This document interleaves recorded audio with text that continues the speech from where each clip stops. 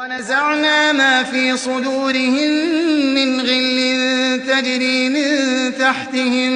تجري من تحتهم الأنهار وقالوا الحمد لله الذي هدانا لهذا وما كنا لنهتدي لولا أن هدانا الله لقد جاءت رسل ربنا بالحق ونودوا أن تلكم الجنة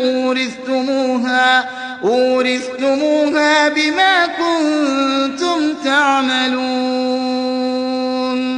ونادى أصحاب الجنة أصحاب النار أن قد وجدنا ما وعدنا ربنا حقا فهل وجدتم ما وعد ربكم حقا قالوا نعم فأذن مؤذن بينهم اللعنة الله على الظالمين.